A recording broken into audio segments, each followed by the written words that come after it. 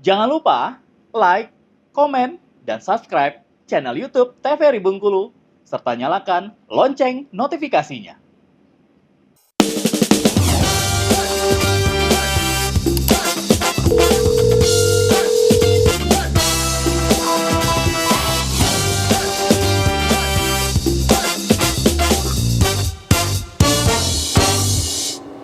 Terima kasih pemirsa, Anda kembali menyaksikan Dokter Kito masih membahas epistaksis. Hari ini kita kembali ke Dokter Wenti. Nah, bagaimana Dokter Wenti dengan kondisi mungkin kita yang sering kali mencabuti bulu-bulu halus yang ada di dalam hidung, apakah itu juga mempengaruhi mimisan? Oke, jadi karena ketika dicabut kan meninggalkan bekas luka biasanya. Bekas luka itu menjadi port de entry, jadi sumber masuk infeksi yang bisa berakibat fatalnya sampai ke otak langsung. Jadi itu berbahaya. Iya. Bahaya sekali ya sebenarnya. Makanya tidak direkomendasikan, bahkan tidak boleh ya. Jadi kalau terganggu dengan bulu hidung cukup dipotong yang bagian panjangnya aja. Jangan dicabut. Menggunakan gunting. Benar, ya dokter ya, jangan dicabut ya dok. Jangan dicabut. Karena bahaya ya. Baik dokter, kita lanjutkan dengan materi hari ini. Oke, kalau kita lihat ini ya, nah ini tadi ya sumber pembuluh darahnya. Jadi inilah penyebab terjadinya mimisan yang disebabkan oleh banyak hal, baik dari penyakit ataupun trauma. Jadi sumber perdarahannya jelas ya. Jadi bayangkan ya, hidung kita sekecil ini ternyata sangat banyak sekali pembuluh darahnya yang harus kita jaga ya.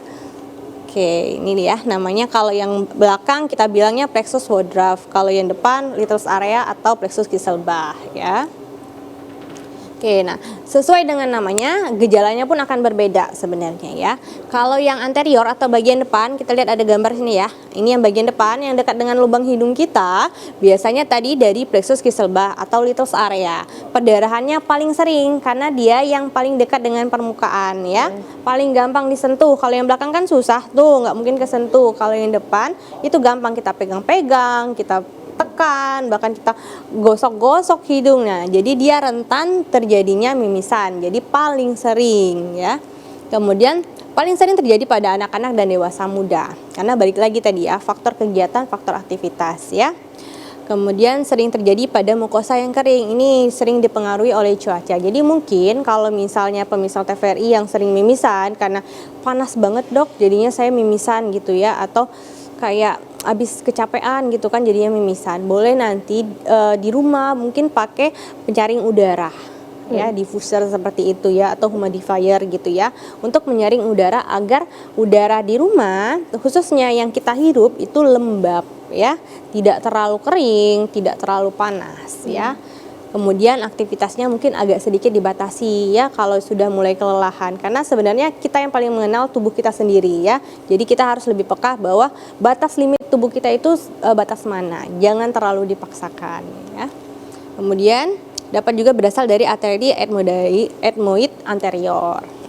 Dapat berhenti sendiri, spontan, dan dapat dikendalikan dengan tindakan sederhana. Nanti tindakan sederhananya mungkin akan dibahas oleh Dr. Elsa. Jadi ini yang 90% bisa berhenti sendiri tadi ya.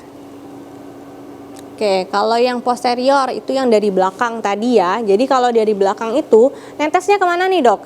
Ya, kan? Karena bingung ya dok ya. Kalau mimisan biasanya dari hidung. Dari hidung dari belakang ya. Apa dari belakang? Benar. Jadi kalau yang dari belakang ini jadinya nanti bisa terjadinya kalau kita muntah bisa disertai darah. Kalau kita BAB bisa ada darahnya. Dari sana jadi ngalirnya ke saluran cerna kita. Dan kalau dia banyak pasti akan berbahaya. Kalau dari telinga atau mulut, dokter memungkinkan nggak? Kalau telinga ke mulut jarang ya, kecuali mungkin terjadi proses cancer kali ya. Kalau cancer itu kan udah sangat complicated ya. Kalau itu jarang sih telinga langsung ke mulut ya. Yang lebih sering karena satu saluran ya, tenggorokan, kerongkongan ya, ke hidung ya. Kemudian kalau yang belakang ini kan kita lihat nih gambarnya nih, dari yang merah ini katakanlah pembuluh darahnya. Yang merah ini kan lebih tebal, lebih besar ya, karena tadi pembuluh darahnya jelas lebih besar. Maka kalau terjadi perdarahan jauh lebih hebat atau lebih banyak, maka dia beresiko bahaya dan harus segera ditata laksana kalau ada perdarahan tadi. Biasanya nanya pas kasus apa dok? Biasanya pada pasien-pasien hipertensi paling sering pada pasien hipertensi ataupun pasien dengan penyakit keganasan atau penyakit tumor. Dari plexus Woodruff tadi ya, sering pada usia lanjut. Nah, ini juga usia lanjut karena tadi proses penuaan, pembuluh darahnya pun jauh lebih rapuh. Jadi kalau misalnya ada tekanan yang tinggi, katakanlah tekanan darah tinggi tadi kan, tekanan darahnya kencang di sana ya, kuat ya. Jadi dia karena sudah rapuh pembuluh darahnya, gampang pecah. Ya, terjadinya mimisan dari belakang. Bisa ke depan juga, nanti depan belakang bisa kena semuanya. Oh, depan belakang juga Iya. bisa terjadi secara bersamaan, dokter? Benar sekali. Jadi keluarnya dari ke arah depan juga bisa. Kalau dia benar-benar banyak ya darah yang keluar atau pecahnya pembuluh darah tadi hebat, bisa depan belakang jadi keluar semua, jadi muntah darah dari depan juga keluar. Ya. Kemudian perdarahannya cenderung lebih berat dan jarang berhenti sendiri. Dapat menyebabkan anemia, shock ya.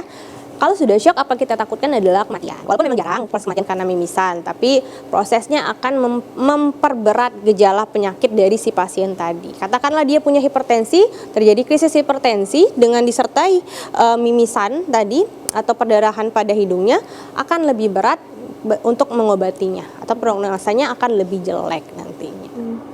Kemudian sering ditemukan pada pasien dengan penyakit kardiovaskular ya, hipertensi, jantung, dan lain-lainnya. Oke, etiologinya. Jadi kalau yang dari lokal itu katakanlah trauma atau cedera ya, bisa dari mengkorek hidung. Ini sering pada anak-anak, nggak anak-anak juga ya, usia dewasa muda juga sering nih. Kadang kayak ada rasa tersendiri kayaknya ya, rasa nyaman gitu mengkorek-korek hidung. Jadi sebenarnya mengkorek hidung boleh, tapi satu, tangannya harus bersih. Yang kedua, jangan terlalu dalam. Yang ketiga, nggak boleh terlalu lama. Kalau udah kelamaan, udah nggak kekorek-korek lagi jadi luka ya. Sensitif ya, dokter? Benar. Jadi sebenarnya hidung kan sudah ada filtrasinya. Sudah ada rambut hidung itu bukan hanya penghias aja sebenarnya. Rambut hidung itu Ada fungsinya ya, dokter, untuk ya? menyaring debu-debu udara yang masuk yang nantinya akan dikeluarkan melalui kotoran di hidung. Nah, kotoran hidung itu sebenarnya akan keluar sendiri bisa. Apalagi kalau kita prosesnya mandi ya. Dari mandi membersihkan itu dia akan keluar sendiri. Tapi kalau mau dikorek boleh, tapi tadi jangan berlebihan atau nggak boleh terlalu dalam ya. Usahakan sih jangan sering-sering lah pokoknya ya. Kemudian benturan ringan. Nah, ini benturan ringan ini bisa dari gesekan loh maksudnya. Nggak harus kita membenturkan hidung kita kemana, ke tembok atau apa. Tapi dari gesekan aja itu bisa menyebabkan mimisan juga bisa. Terutama kalau cuacanya panas. Cuaca panas menyebabkan udara kering, otomatis di hidung kelembapan pun menurun. Menjadi mukosa atau selaputnya menjadi kering. Kita gosok-gosok aja hidungnya, bisa jadi mimisan. Kemudian bersin atau mengeluarkan ingus terlalu kencang.